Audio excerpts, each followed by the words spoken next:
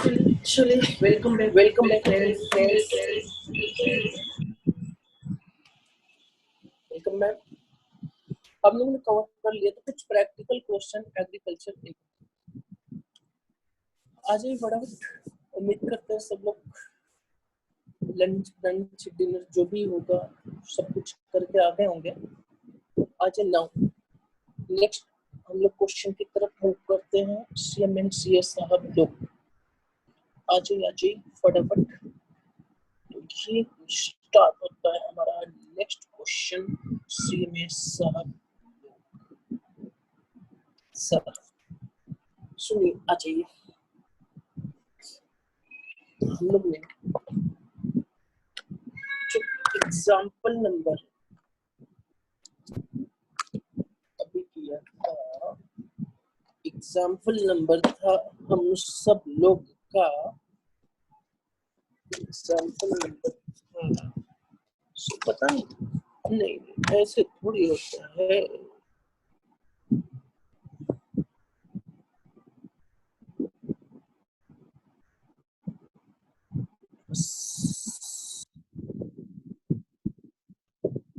Example number था हम लोग का 5। थोड़ा सा इसमें चेंजेस करना है। सीमी साहब लोग थोड़ा बहुत चेंजेस करना है। दैट चेंजेस जो है हमारा है वो 69 इयर्स हो गया था, ये होना चाहिए था 59 इयर्स। और कुछ भी नहीं चेंजेस। 15 इयर्स। आज हम लोग ने केस 1 कर लिया था। मिस्टर आलोक हैविंग इनकम, मिस्टर आलोक having income, house property 3,40,000।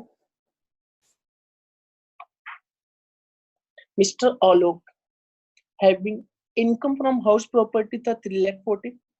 Agriculture income था 1 lakh. Long term capital gain amounting rupees 50,000 and casual income of rupees 20,000 था। सीएमएस साहब एंड सीएस साहब यहाँ तक हम लोगों ने कवर लिया था। और इसमें ये बताया गया कि जो भी स्पेशल इनकम होगी हमारी, स्पेशल इनकम पे हम लोग एग्रीकल्चर वाली पार्शियल एग्रीगेशन प्रोसेस को हम फॉलो नहीं करेंगे, नहीं करेंगे, नहीं करेंगे एंड नहीं करेंगे। नेक्स्ट आता है case number 2। Mister Alok is non resident for 2020 and 21। मतलब यहाँ पे मिस्टर आलोक रेसिडेंट था, लेकिन यहाँ पे आलोक हमारा क्या हो जा रहा है, नॉन रेसिडेंट हो रहा है। तो आ जाइए लिखेंगे केस नंबर 2। केस नंबर 2 आ जाएगा सीएमए साहब लोग।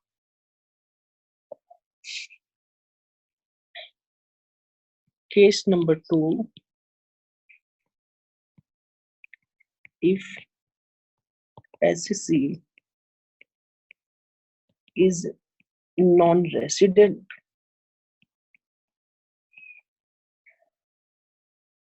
if SC is non-resident, CMS if SC is non-resident, if SC is non-resident, if SC is non-resident, बताना। सबसे पहले ये बताना पार्शियल इंटीग्रेशन लगेगा कि नहीं लगेगा, कंडीशन क्या होगा sir. Agriculture income, agriculture income जो है 1,00,000 रुपए दिया है। इसके बाद नॉन एग्रीकल्चर इनकम, जिसमें से नॉर्मल इनकम और नॉर्मल इनकम में आएगा सीए एंड सीएमएस साहब लोग। हाउस प्रॉपर्टी वाली इनकम आ जाएगी, वो दिया है वो हम लोग का 3,40,000। और दिन इसके बाद दिया है special income, special income, long term capital gain under section 112 और कैजुअल इनकम दिया है। बताना, लॉन्ग टर्म दिया है आपका 50,000 और कैजुअल दिया है आपका 20,000। 50,000 एंड कैजुअल इनकम 20,000 रुपीज। बताना इंटीग्रेशन लगेगा कि नहीं लगेगा सर? Integration is applicable. क्यों एप्लीकेबल है? क्योंकि एग्रीकल्चर इनकम 5,000 से ज्यादा है and non agriculture income, normal income, वो भी 250 से ज्यादा है। तो यहाँ पे इंटीग्रेशन एप्लीकेबल हो जाएगा। इंटीग्रेशन एप्लीकेबल हो जाएगा, इंटीग्रेशन एप्लीकेबल हो जाएगा। सीएमए साहब लोग आ जाइए। इसके बाद क्या कह रहे हैं? तो इसमें पॉइंट नंबर ए आ जाता है, आपको पता है, tax on agro income 1 lakh plus non agro normal income 340, that is 4,40,000, 4,40,000 और 0 to 250 एट द रेट नील हो जाएगा, tax amount nil. 250 to 4,40,000 at the rate 5%, 440 minus 250 into 5%, 9,500 हो जाएगा। इसको हम लोग पॉइंट ए बोल देंगे, 9,500। बताना पॉइंट नंबर बी में सीएमएस साहब ये आ जाएगा, tax on agro income 1 lakh plus basic exemption limit for non resident shall always be rupees 2,50,000, 250 ले लेंगे, that is 3,50,000। बोलो नेक्स्ट बताना, 0 to 250 एट द रेट नील हो जाएगा और इसके बाद जो है हमारा 250 to 350 eight the rate 5%, that is 5,000। बोलिए 5,000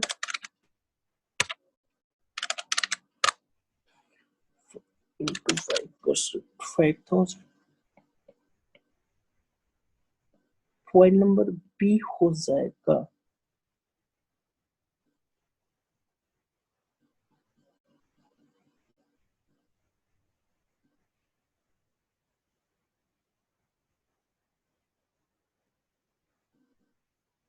ठीक,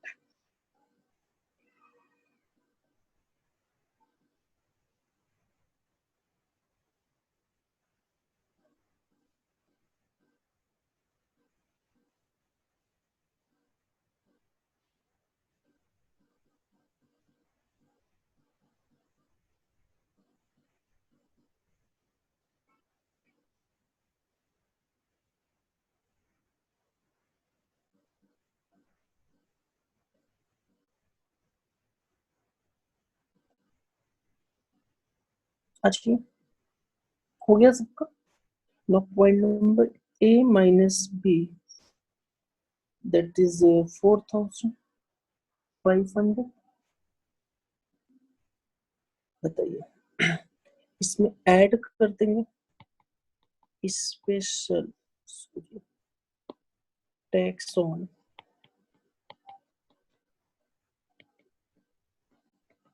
special income, tax on special income, tax on special income हो जाएगा, tax on special income, long term capital gain, long term capital gain 50,000 at the rate 20%, that is 10,000. Next, casual income 20,000 at the rate 30%, 6,000. Total हो गया 20,500, 20,500.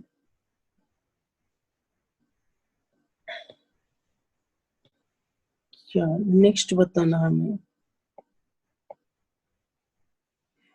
Rebate मिलेगा कि नहीं मिलेगा. Rebate under section 87 है. Rebate के लिए 3 कंडीशन है.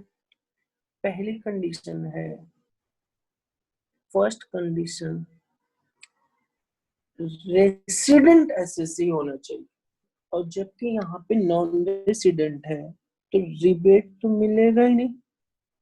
तो यही बन जाएगी 20,500 टैक्स प्लस हेक हो जाएगा एट द रेट 4%. 20,500 इंटू 4%, 820. और फाइनली आ जाएगा 20,500 is equal to 21,320 tax liabilities. हो फिट कर लो 21,320.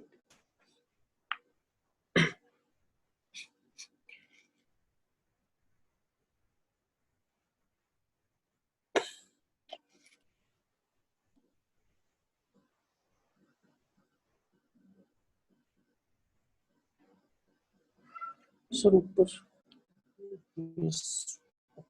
ले लो आप ये फटाफट निकालो यहाँ से. पॉइंट नंबर ए से ये हो गया.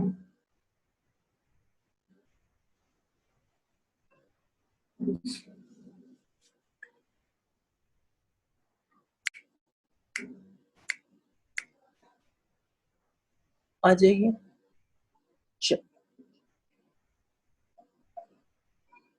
नेक्स्ट क्वेश्चन नोट करेंगे. एग्जाम्पल नंबर के बाद केस नंबर 3 भी था यहाँ पे. केस नंबर 3, ओह केस नंबर 3, केस नंबर. अच्छा, case number 3. Mister Alok is resident for assessment year 2020 and 21, and he does not have any income from house property. He just has long-term capital gain and casual income. Mr. Alok, Mr. Alok is resident for assessment year 2020 and 21. Means mister आलोक हमारा resident है, लेकिन उसके पास कोई house property income नहीं है, केवल long term capital gain और casual income है. आ जाइए सीएमए साहब, लोग देखते हैं साथ साथ फटाफट क्या होगा. केस नंबर 3 में हमारा लिखेंगे mister Alok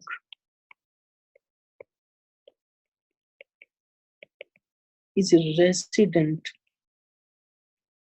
and having no normal income that is non agro. तो कोई भी नॉर्मल इनकम नॉन एग्रो कुछ भी नहीं है. तो इसका मतलब sir agro income ₹1 lakh and non agro normal जो है नॉर्मल इनकम नील है, एंड स्पेशल इनकम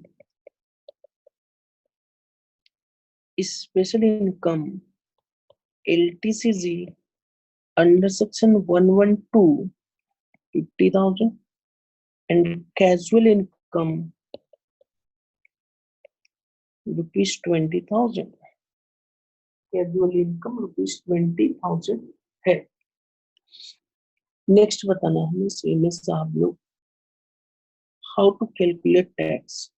क्या इंटीग्रेशन पॉसिबल होगा? Integration not possible. क्यों पॉसिबल नहीं है? एग्रो इनकम सर 1 लाख से ज्यादा तो है, बट नॉर्मल जो इनकम है नॉन एग्रो वो 250 से ज्यादा नहीं है। आज ये टैक्स लायबिलिटी कैसे आएगी? सर नॉर्मल तरीके से आएगी। टैक्स लायबिलिटीज बताना है किस इस केस में कैसे कंप्यूट करेंगे हम लोग? बोलो बच्चा, बताइए कैसे होगा, बताइए। हमारे पास स्पेशल इनकम है, एलटीसीजी है 112 और कैजुअल इनकम भी है। आपको ये बताया था अगर कोई भी नॉर्मल इनकम नहीं है, नॉर्मल इनकम नहीं है और स्पेशल इनकम है अदर देन कैजुअल इनकम है, तो ये जो 50,000 या जो अदर देन कैजुअल इनकम होगी उसको सबसे पहले हम लोग बेसिक एग्जम्पशन लिमिट से सेट ऑफ करेंगे।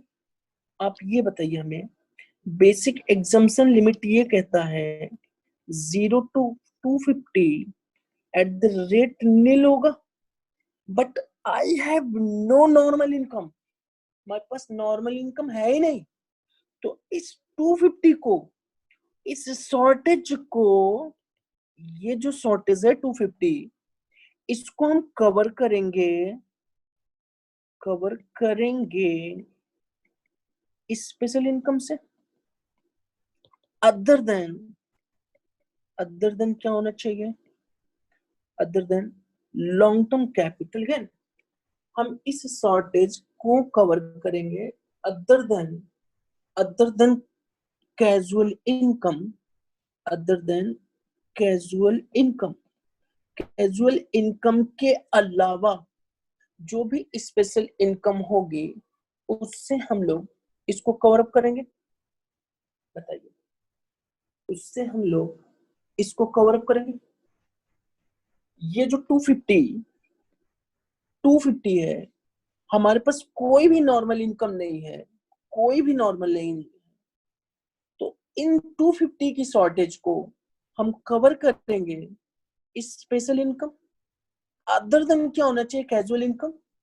तो बताइए, जो एलटीसीजी है 50,000 will be covered under basic exemption limit, cover under basic exemption limit, hence no tax on 50,000। बताना, ये जो LTCG 50,000 है will be covered under basic exemption limit, hence no tax on 50,000। मतलब इस 50,000 पे हम लोग कोई भी टैक्स चार्ज नहीं करेंगे, कोई भी चार्ज टैक्स नहीं करेंगे। और जो हमारे पास कैजुअल इनकम है, कैजुअल इनकम 20,000, उस पर टैक्स का रेट हो जाएगा 30%, दैट इज हाउ मच 6,000। और ये टोटल हो गया 6,000। हमारा क्वेश्चन ये है, सीएमए साहब, सीए साहब लोग, रिबेट अंडर सेक्शन 87A मिलेगा कि नहीं मिलेगा? रिबेट अंडर सेक्शन 87A मिलेगा कि नहीं मिलेगा? बस ये बता दो हमें फटाफट। अगर मिलेगा तो ठीक है, नहीं मिलेगा तो वो भी बता दो। बताइए, मिलेगा कि नहीं मिलेगा? बोलो बोलो बोलो बोलो बोलो बच्चा। रिबेट कब मिलती है सर? एसएससी, रेसिडेंट एसएससी हो, इंडिविजुअल हो, उसकी total income less than rupees और रुपी और अप टू ₹5 लाख हो, 5 लाख रुपए तक है, तो बताना इस थर्ड केस में मिस्टर आलोक रेसिडेंट है, टोटल इनकम उनकी 5 लाख रुपए तक भी है, तो rebate under section AC87A allow हो जाएगा 100% ऑफ 6,000, दैट इज 6,000, या फिर point number 2 ₹12,000 12,500 whichever is lower, that is 6,000, and now हमारी टैक्स लायबिलिटी हो जाएगी नील हो जाएगा। CMA साहब लोग यहाँ पे बताना। चलिए CMA ये केस नंबर 3 हो गया, और केस नंबर 3 में वैल्यू पेंगे। फटाफट एक एग्जांपल नंबर 6 नोट करेंगे।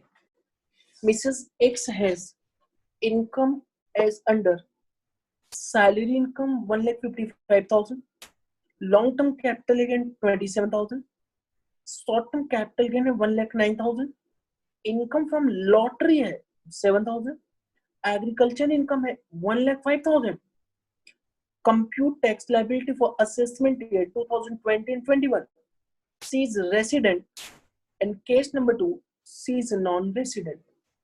ले लो फटाफट पिक्चर ले लो। चलिए सॉल्यूशन।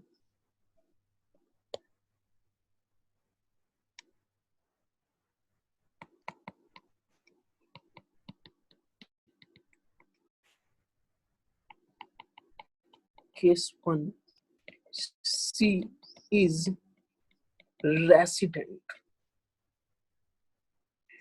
बताना रेसिडेंट है, salary income means non agriculture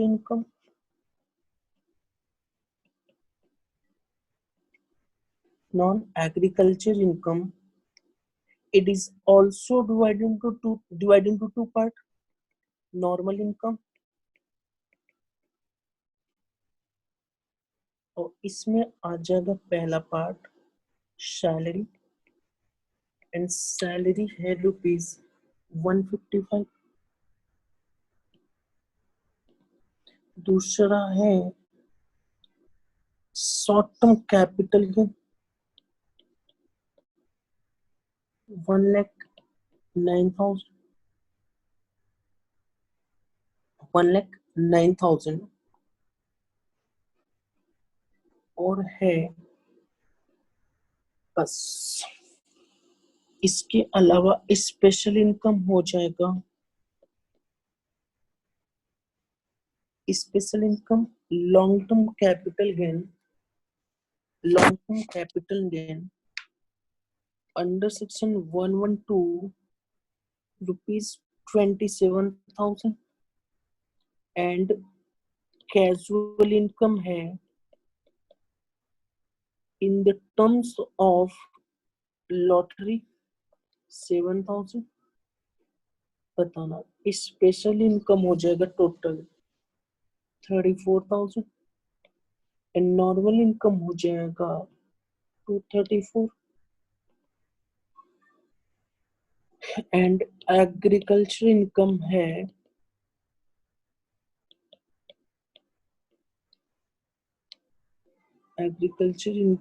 है सी साहब लोग 1,05,000। बताना integration is possible not. Integration के लिए क्या करेंगे सर? सबसे पहले नॉन एग्रो इनकम की जो नॉर्मल इनकम है वो 250 से ज्यादा होना चाहिए। If age is less than 60 years for resident, और नॉन रेसिडेंट है तो फॉर ऑल नॉन रेसिडेंट 250 ही रहेगा। बताना यहाँ पे मिसेस एक्स का कोई एज का इंफॉर्मेशन नहीं है, तो हम लोग लेस देन 60 ही मान के चलेंगे, तो इसका मतलब 250 से ये ज्यादा होना चाहिए, जो कि सर 155 प्लस 1,09,000 264 आ ही रहा है। यस, इंटीग्रेशन पॉसिबल है सर। जब इंटीग्रेशन पॉसिबल होगा तो इसमें point number A, tax on agro income 1,05,000 plus non agro normal income 264, total हो गया 3,69,000। बताइए इस पे tax liability 0 to 250 at the rate nil, and tax liability nil हो जाएगा, and 252 369 at the rate 369 minus 250 at the rate 5% या 5950 बताना। 369,000 minus 250 का 5% 5950 इसका टोटल कर लेंगे और पॉइंट नंबर ए बोल देंगे 5950। नेक्स्ट आ जाओ point number B, tax on agro income 1,05,000 plus जो है हमारा लिमिट हो जाएगी बेसिक एग्जम्पशन 250 का, ये टोटल हो गया 355। बताइए 355, तो ये हो जाएगा 0 to 250 at the rate nil is equal to nil, and 250 to 355 at the rate 5% is equal to 355 minus 250 into 5%, 5250, 5250 और इसका टोटल लगा लिया तो 5250 हो गया। मतलब यहाँ तक नोट करें फटाफट सब लोग।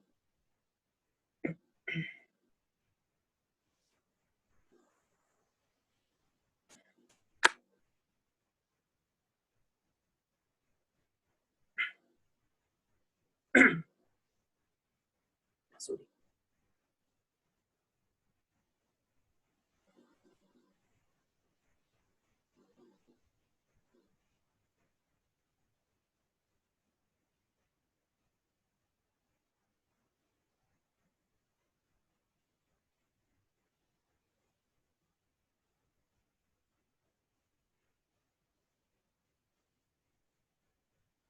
चलिए हो गया।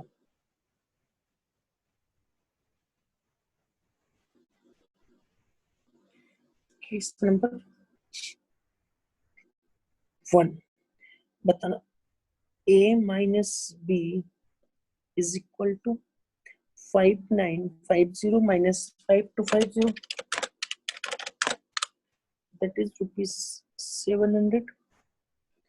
बताइए हम ऐड करेंगे टैक्स ऑन स्पेशल इनकम, और स्पेशल इनकम में है long term capital gain under section 112 eight the rate 20% into long term capital gain था 27,000,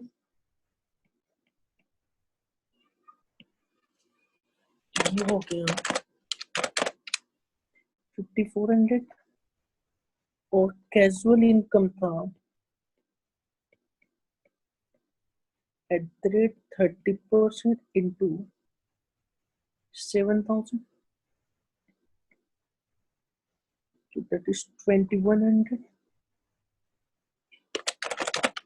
ये टोटल आ गया 8200, टोटल 8200। और क्या रिबेट मिल जाएगी कि नहीं मिल जाएगी?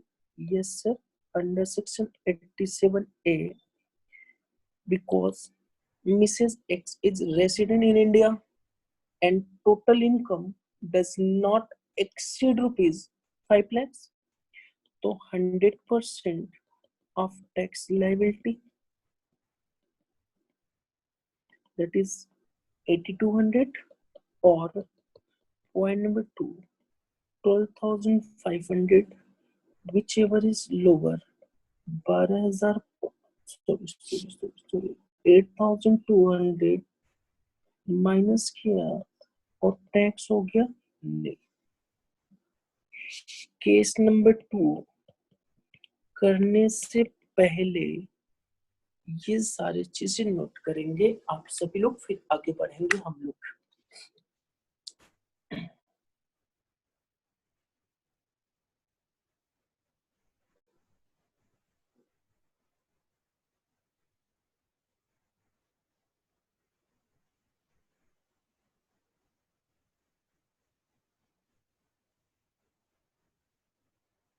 चलिए,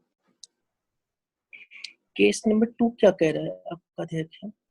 सी इज नॉन रेसिडेंट, कोई बात नहीं है सर, नॉन रेसिडेंट है, नॉन रेसिडेंट सब कुछ सेम होगा, बट 87A का रिबेट नहीं मिलेगा। और ये आप लोग का है सीएमएस, आप लोग होमवर्क, ये होमवर्क है, इसको कंप्लीट करेंगे और हम लोग नेक्स्ट क्लास में इसको डील भी कर लेंगे। नेक्स्ट क्वेश्चन पे आते हैं जो कि वो भी होमवर्क ही रहेगा, एग्जाम्पल नंबर 7। ये होमवर्क रहेगा आपका। क्वेश्चन क्या है, बस यहाँ पे आइए, क्वेश्चन नोट करेंगे फटाफट सभी लोग। देखिए, a partnership firm XY has agriculture income rupees 2 lakhs, income under the head business or profession rupees 1 lakh, and LTCC है rupees 10,000. Compute tax liability of XY firm for assessment year 2020 and 21. Also compute total income of the firm. हो जाएगा। चलिए, ये homework है आपका। Next है एक ये क्वेश्चन नोट करो आप,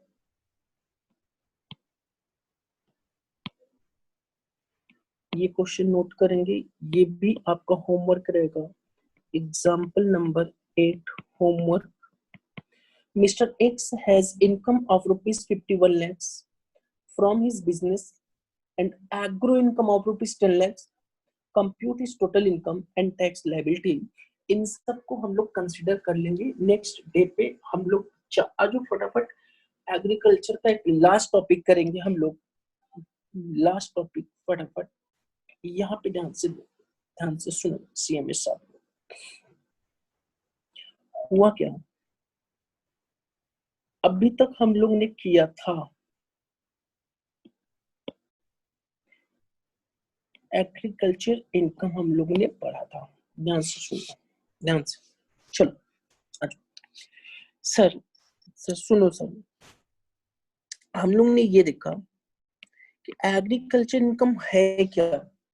अगर कोई भी आपके पास एग्रीकल्चरल लैंड है, उस लैंड पे या तो रेंट मिला है या तो आपको रेवेन्यू हुआ है, तो वो सारी की सारी इनकम आपकी एग्रीकल्चर इनकम बन जाएगी।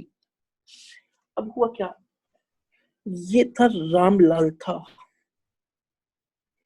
रामलाल रामलाल रामलाल एक गरीब किसान आदमी था। वो पिछले 20 साल से किसानी कर रहा था, किसानी कर रहा था, उसकी लैंड थी। और ये कर क्या रहा था सर, कर क्या रहा था, ये शुगर केन को प्रोड्यूस करता था, मींस उगाया करता था, शुगर केन को उगाया करता था, शुगर केन को उगाया करता था और उगाने के बाद इसको बेच दिया करता था। अब बताना, इसके यहाँ ये शुगर केन तो आ गया sir, sugar cane agriculture land पे उग गई उग गई, और उसको उगाने के लिए जो कॉस्ट लगी थी इसकी शुगर केन की, वो लगी थी 5 लाख रुपए।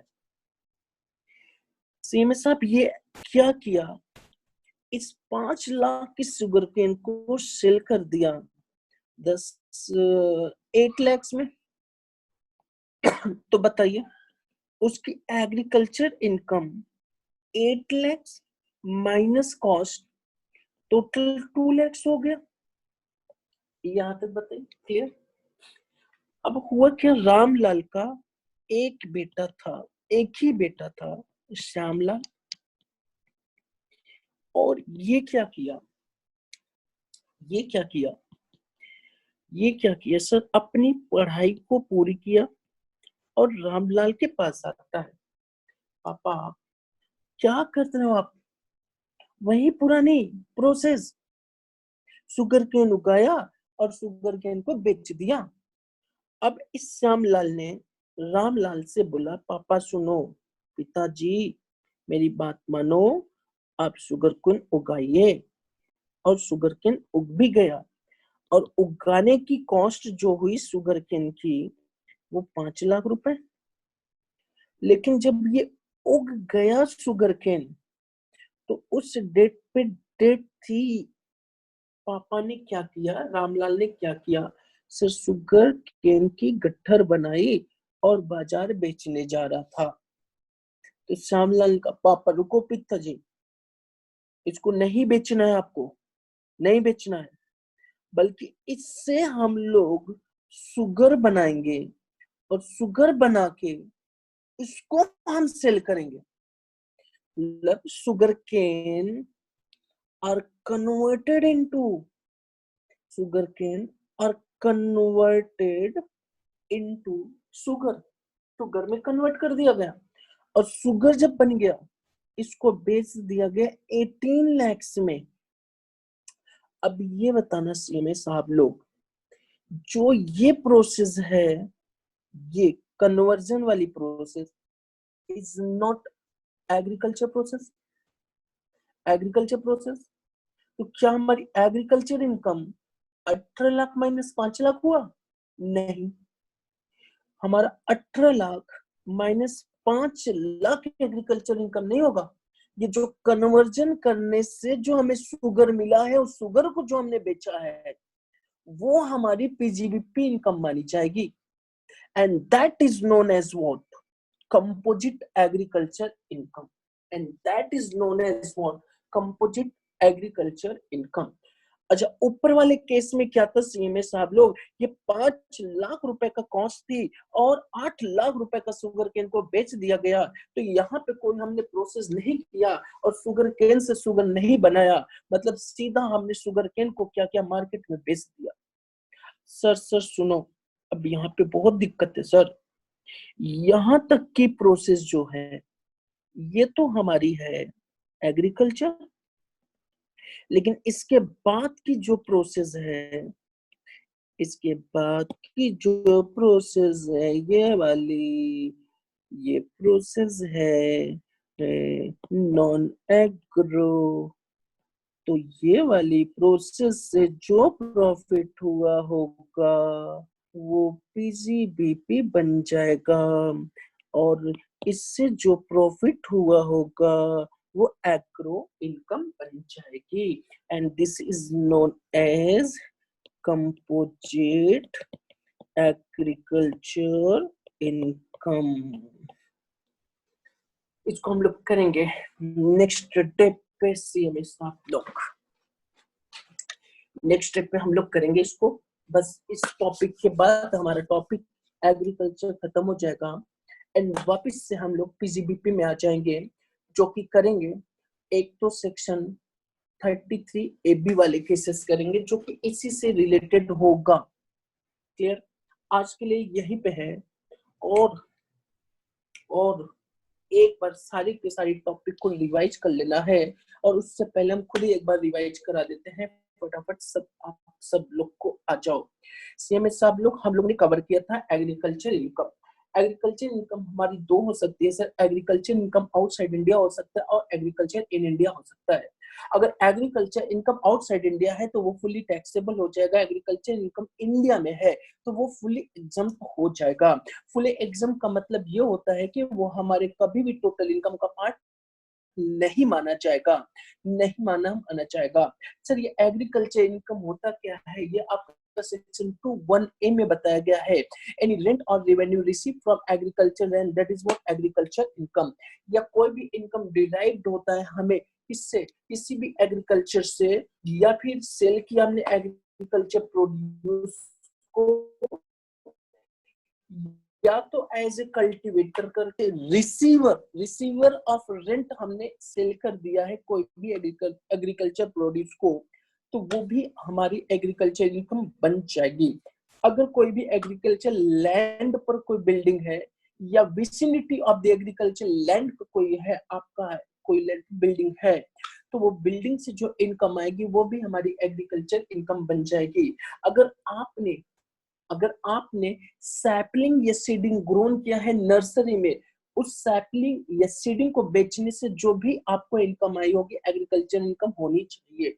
और अगर आपका जो भी लैंड है वो आपकी कैपिटल एसेट्स की डेफिनेशन में नहीं आना चाहिए। बस नेक्स्ट आपको क्या कराया गया था कि agriculture income from India under section 10(1) हमारा क्या हो जाएगा, एग्जम्प्ट हो जाएगा। लेकिन जब भी हम टैक्स लायबिलिटी कंप्यूट करने जाएंगे, तो एग्रीकल्चर इनकम को हम क्या करेंगे, टैक्सेबल मानते हुए टैक्स लायबिलिटी कंप्यूट करेंगे। और इस प्रोसेस को हम लोग बोलते हैं that is what partial integration of agriculture income, integration of agriculture income. अच्छा, इंटीग्रेशन होने के लिए हमारे पास 3 केसेस है, SSC individual, HUF, AOP, BOI और एजीपी होना चाहिए, और उसकी एग्रीकल्चर इनकम 5,000 से ज्यादा होनी चाहिए, और उसकी आप नॉन एग्रीकल्चर इनकम के केवल नॉर्मल इनकम आनी चाहिए, वो 253 लाख से 5 लाख से ज्यादा होना चाहिए। और उसके बाद जब ये तीनों कंडीशन सेटिस्फाइड होगा, तो सर हम क्या करेंगे, सबसे पहले एग्रो प्लस नॉन एग्रो पर टैक्स कंप्यूट कर लेंगे, फिर एग्रो प्लस बेसिक एग्जम्पशन पे टैक्स कंप्यूट करेंगे, दोनों का डिफरेंस लेंगे, उसमें हम लोग रिबेट अगर एप्लीकेबल है तो अंडर सेक्शन 87 देंगे, और जो आएगा टैक्स लायबिलिटी बन जाएगा सीधे सा लोग। चलिए आ जाइए। अच्छा, सीए में सभी लोग ध्यान देंगे, सीएमए वाले, आप लोग की एग्जाम फॉर्म की डेट एक्सटेंड हो गई है, क्लियर तक क्लियर? बाय बाय, सब बखैर, नमस्कार, जय हिंद, जय भारत बच्चा लोग।